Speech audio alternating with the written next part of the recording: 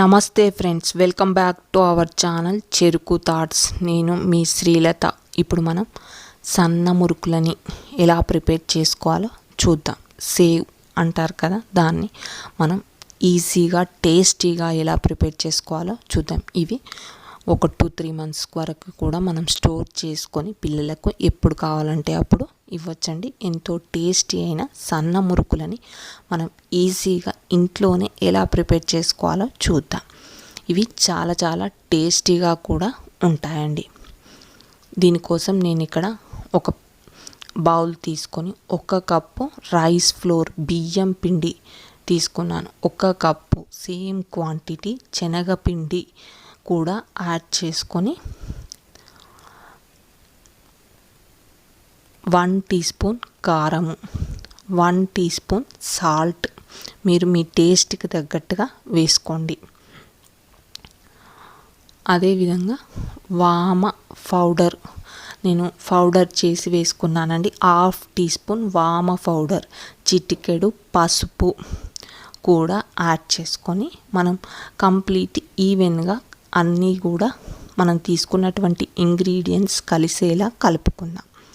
చూడండి, ఇలా కంప్లీట్ కలుపుకున్న తరువాత మనం వాటర్ యాడ్ చేసుకుంటూ పిండిని అనేది ముద్దలా పిసుకుకుందాం.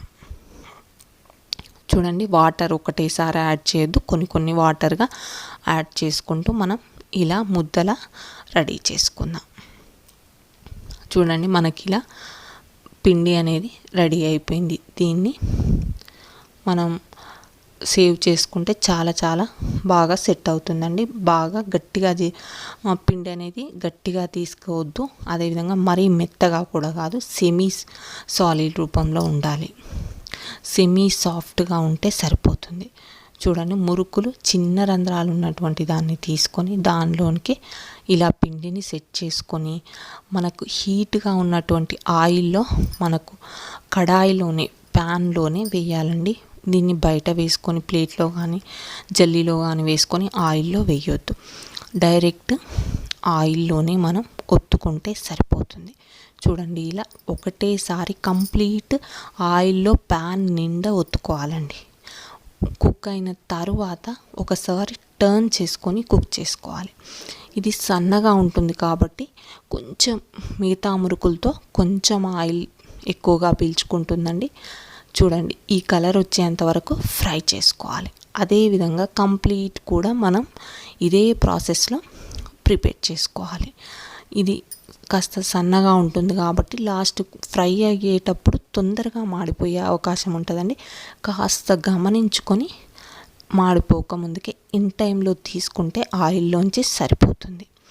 ఎంతో టేస్టీ అయిన సన్న మురుకులు మనకు ఈజీగా రెడీ అయిపోయాయి. నేను తీసుకున్న 2 కప్పుల పిండికి మనకు ఇంత అనేది రెడీ అయ్యింది. ఇది చాలా చాలా టేస్టీగా ఉంటుంది. ఉంటాను ఫ్రెండ్స్.